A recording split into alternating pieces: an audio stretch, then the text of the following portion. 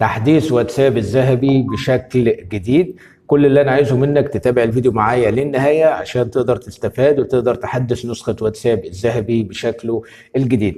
اول حاجة، لو حضرتك لسه جديد معانا في القناة، عايزك تدخل على المتجر بلاي وتبدأ تدخل وتبدأ تكتب هنا في البحث تطبيق زد ارشيف، وتبدأ تثبت تطبيق زد ارشيف عشان هنحتاجه في فك الضغط. تمام. تاني حاجة، عايزك تدخل على الصورة الشخصية بتاع المتجر بلاي وتختار بلاي للحماية. بعد كده تضغط على الترس وتبدأ توقف حماية جوجل بلاي عشان لما تيجي تثبت التطبيق ما يقولكش حظر التطبيق ضار. في اشعار كده بيجي لك بيقول لك حظر التطبيق ضار. تمام. فانت بتوقف حمايه جوجل بلاي عشان تثبت النسخه تتثبت معاك عادي، مفيش اي مشكله. ولكن انصح حضرتك تفعل حمايه جوجل بلاي عشان تحميك من التطبيقات الخبيثه. ولما تيجي تثبت التطبيق ويجيب لك الاشعار حظر التطبيق ضار، هتلاقي كلمه مكتوبه تحت اسمها المزيد من التفاصيل. اضغط على المزيد من التفاصيل، يقول لك تثبيت على اي حال. اضغط على تثبيت على اي حاله، تبدا تتثبت معاك عادي، مفيش اي مشكله. تمام. بعد كده نطلع وندخل على التليجرام. طبعا النسخه دي انا هسيبها لك في قناتي على التليجرام، رابط قناه التليجرام هتلاقيه في وصف الفيديو. تمام. كل اللي انا عايزه منك، هتلاقي هنا تحديث واتساب الذهبي 2025، هتبدا تضغط عليه. هيبدا يظهر لك الايقونتين بتاع تطبيق زد ارشيف اللي احنا لسه مثبتينه. لو انت لسه جديد معانا في القناه، اللي انا قلت لك ثبته عندك في الهاتف بتاعك. تمام. بعد كده هتلاقي الايقونتين موجودين، وهنختار تاني ايقونه، لان لو اخترنا اول ايقونه اللي هي مكتوب فيها انجليزي وعربي دي هيقول لك الارشيف تالف، ولكن احنا هنختار تاني ايقونه زد ارشيف فقط. هنضغط عليها. هتضغط على تحديث واتساب الذهبي 2025، هتلاقي واحد اندرسكول جي بي واتساب اكونت اكتيفيتور، هتضغط عليها. هتبدا تضغط على تثبيت. هيطلب منك باسورد. الباسورد انا هقوله لك في الفيديو دلوقتي. بعد ما اقول لك الباسورد وتحطه، النسخه تتثبت معاك عادي. هتبدا تعملها ربط بالواتساب الرسمي، هتتربط عادي معاك، مفيش اي مشكله. وكمان تقدر تجربها في الرقم المحظور بتاعك. تحط رقمك المحظور، هيجي لك الكود، هتحط الكود، هيبدا يقول لك حط اسمك صورتك الشخصيه، هتحط النسخه هتتفاعل معاك عادي، مفيش اي مشكله. ولكن النسخه ديت التفعيل بتاعها بنسبه 40%. يعني نسخة 1 جي بي واتساب اكونت اكتيفيتور اللي هي النسخة الاكتيفيتور ديت ممكن تشتغل معاك بنسبة 40%.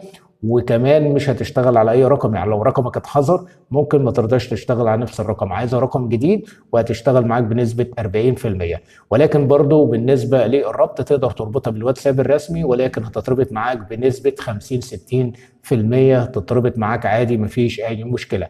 تمام. بعد ما تتربط معاك او تفتح معاك ايا كان انت وحظك بقى ونصيبك. تمام.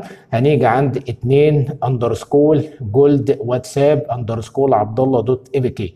تمام. النسخه دي تمام. اول حاجه، لو النسخه سواء رقم واحد فتحت معاك بالربط او بدون ربط، تمام، هتقدر تحدثها بنسخه رقم 2. وبرضه لو حضرتك فاتح اي نسخ من النسخه اللي احنا اتكلمنا عليها سابقا وطالبه معاك تحديث، تقدر تحدثها ب2 جولد واتساب اندرسكول عبد الله. تمام. تقدر تحدثها بنسخه رقم 2 عادي، مفيش اي مشكله. انا هضغط تثبيت. تمام. طبعا النسخه عندي شغاله وزي الفل. تمام. هبدا احدثها بواتساب الجولد او واتساب الذهبي بشكله الجديد. تمام. هنا بيطلب مني كلمه المرور. كلمه المرور انا هقولها لك على جزئين، هقول لك جزء دلوقتي والجزء الثاني هقوله لك في نهايه الفيديو. اول جزء من كلمه المرور هيكون 80. تاني جزء بقى هقوله لك في نهايه الفيديو. بعد كده هقول حسنا. بعد طبعا ما كتبت الجزء الثاني هيبدا يقول لي اداه تثبيت الحزمه، هضغط عليها. هيقول لي تحديث واتساب الذهبي، هقول له حدث عشان انا النسخه الاكتيفيتور مفتوحه معايا وشغاله معايا، ما سجلتش خروج. اما لو حضرتك سجلت خروج تقدر تعملها ربط بالواتساب الرسمي، او تربط رقم واحد بالواتساب الرسمي وبعد كده تحدث برقم 2 عادي، ما فيش اي مشكله. هقول تم. هطلع كده، هروح هلاقي النسخه اهي زي ما انتم شايفين واتساب اهي، هضغط عليها. النسخه تبدا تفتح معايا زي ما انتم شايفين اهو. طبعا لو انا ضغطت كده هبدا اعمل وضع الطيران. لو ضغطت كده هبدا اعمل الوضع الفاتح او الداكن او الليلي او ايا كان. يعني هضغط على الثلاث نقاط واجيب الاضافات والخصائص. تمام. زي ما انتم شايفين هنا بقول لك متابعه قناه التليجرام لو انت عايز تتابع المطور. هنا الخصوصيه والقفل لو ضغطت عليها. هنا تفعيل وضع الشبح. هنا اخفاء اخر ظهور لو انت عايز تفعله.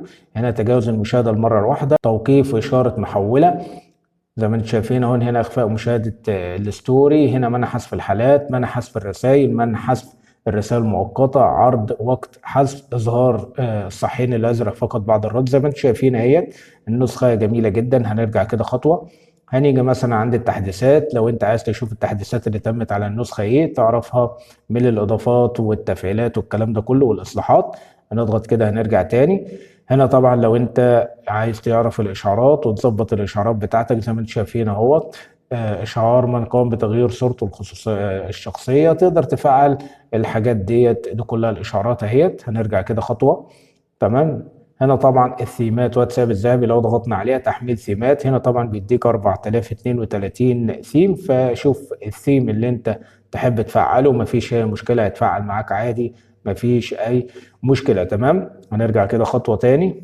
هنا مؤثرات واتساب الذهبي، لو ضغطت عليه كده هنا طبعا مؤثرات تمرير الشاشة اليمنى واليسرى، مؤثرات تمرير الدردشة الأعلى والأسفل، مؤثرات تمرير الرسائل بداخل المحادثات.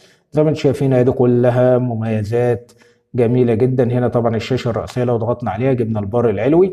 ركز كده في الدردشات والمجموعات والمستجدات والمكالمات والمجتمع، جبنا ستايل بار التنقل وغيرنا، هتبدأ تتغير معانا. ركزوا كده اهو بتتغير معانا اهي زي ما انتم شايفين اهوت بتتغير معايا، مفيش اي مشكلة اهو بتتغير معايا. النسخة جميلة جدا، ممكن نخليها وليكن اي او اس بالشكل ده كده. تمام. هنا طبعا وضع اسمي، هنا طبعا واتساب جولد، لو انا فعلت وضع اسم كده اهوت هيبدا يقول لك عبد الله الباشا الاسم اللي انا كاتبه. زي ما انتم شايفين دي كلها مميزات رائعه جدا جدا جدا. هنا طبعا الحاله زي ما انتم شايفين اهوت. الحالة 5 دقائق، يسمح لك بوضع فيديو مدته حتى 5 دقائق بدل من 30 ثانية. لو انت مفعل الخيار ده تقدر تحط فيديو 5 دقائق بدل من 30 ثانية. دي مميزات رهيبة جدا. هنا شاشة المحادثة. تمام اهوت، والبار العلوي برضو تقدر تشوف المميزات. يعني النسخة بجد جميلة جدا جدا جدا. تمام. زي ما انتم شايفين اهو فيها حاجات كتيرة جدا. شارك التطبيق واتساب مع اصدقائك، متابعة قناة المطور على التليجرام. النسخة رائعة جدا جدا جدا. طبعا زي ما انتم شايفين اهوت واتساب الذهبي بشكله الجديد. طبعا هيكون اخر جزء من الباسورد 28. لو ما شفتش الجزء الاول كام تقدر ترجع الفيديو من الاول خالص وتعرف الجزء الاول كام. بعد ما تعرف الجزء الاول كام تيجي عند الجزء الثاني اللي انا بقوله لك برضو اهوت 28. اتمنى اكون وصلت لكم المعلومه بشكل سليم وحاولت اختصر على قد ما اقدر عشان الناس اللي دايما بتقعد تقول لي انت بتتكلم كتير وبتعيد وبتزيد في الكلام، فانا بحاول على قد ما اقدر اختصر لكم بسرعه. وطبعا ما تنسانيش بقى بدعوه حلوه. واخر جزء من الباسورد زي ما قلنا كده 28. السلام عليكم.